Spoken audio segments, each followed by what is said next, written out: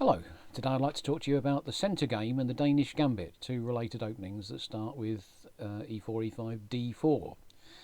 Neither opening is very well thought of, really, by top players, which I suppose is dangerous because you don't think much of them and your opponent rehearses them and they know them better and they bring lots of ideas to the table and then suddenly you're on the losing end of something. So do take them seriously. Do try and learn a line against them, even if you don't get to play it very often. So the centre game starts off with e4, e5, d4, takes on d4 fairly naturally. And now the centre game is if white takes with a queen, and the Danish Gambit or things like it start with c3. Let's look at the centre game first. And we chase the queen and development, and then develop, and the idea is to play d5 if you can fairly soon. Knight c3 is natural for white. Having developed the queen, white often plays bishop to d2 and castles queenside, bringing the rook into the centre very quickly. So that's the usual sort of plan, although you can play it in other ways. Bishop e7 for black, bishop b4 is another line.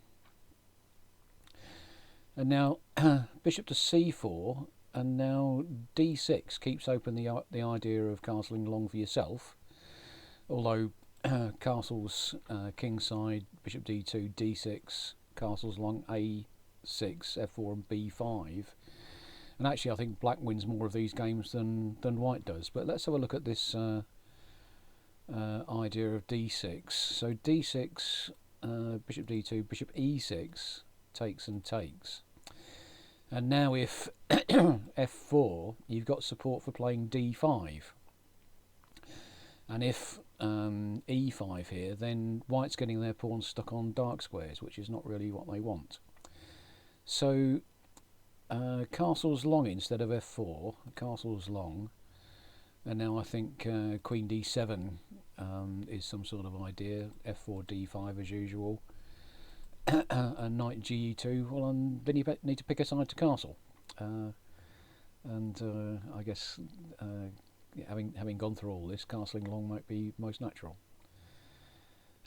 Instead, castling long, castle short, and now queen h3, queen c8, knight ge2, b5 is an idea, and not a bad one. Obviously, having abandoned the protection of the e pawn, if they take on b5, the knight's going to pick it up.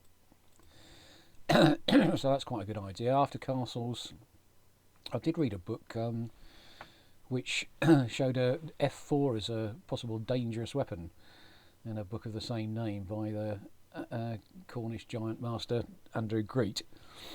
And it's just not been played enough for really to say much about it. Queen d7, rook ab8, d5, sorry, b5 are all sorts of ideas, and you get into this sort of opposite side castling race where d5 to get a better grip of the centre is probably your best idea as black. So that doesn't seem too bad. If instead after bishop e7, bishop to d2, which is the usual sort of idea, then the main line goes take d5, takes and takes, and queen g3, trying to be a bit awkward. And now knight cb4, knight takes d5, queen takes d5, and well, there's this pawn going on g7. If you want to nibble that as black, then I think takes on c2 check, rook f8, and black does well out of these positions. So after queen takes d5, takes on b4, and now queen e4 check first. And again, black I think is doing well in these positions. This is fine for black, we believe. So that's the centre game. After queen takes d4, instead c3, and the main line of this is a wonderful sort of gambit with d takes c3, and instead of capturing with the knight as they might do, bishop to c4 takes on b2, takes on b2. Black's got two pawns ahead, but white's developed two bishops, and these are Horwitz bishops, as we say, blasting away at the black king. A normal development here probably is not good for black. It's not a normal sort of position, but d5 is a line, and now takes on d5, knight to f6, and now there's an amazing sort of thing with takes on f7 check, takes on f7, takes queen, bishop to b4 check, queen moves back, otherwise they lose a piece, takes on d2, takes on d2, and we've got this wacky position where white's got 4 pawns against 2 on the king side, whereas black's got a 3-1 majority on the queen side. So actually you can still play this for a win, probably for either side, but it's considered to be drawish because so much of the oomph has gone out of the position. So instead of this big main line with equal material, I think, well, just don't take the material in the first place. And so instead of d takes c3, I think the antidote is just to play d5. And after he takes d5, queen takes d5, the move that white wants to play, which is knight to c3, can't be played. And now knight f6, knight c6, takes on d4. We can get to this position from actually from the Scotch opening, from this Danish Gambit opening, or and I think you can get to it from the Ponziani opening, which we have yet to meet. But bishop to g4 and bishop to e2 sets a bit of a trap. After takes on f3 twice, and if then black takes on, let's look at it, takes, and you can't take on d4 because of takes on c6 check. But after bishop to e2, one idea is bishop to b4 check, and now knight to c3, and black can play takes on f3, takes on f3, queen to c4, ganging up on c3, and now there's a well-known line after bishop to e3,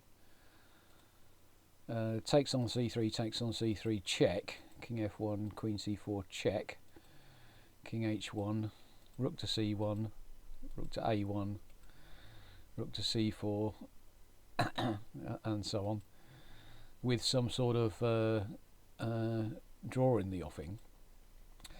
But and that was how Marshall and Capablanca played in 1926, I think.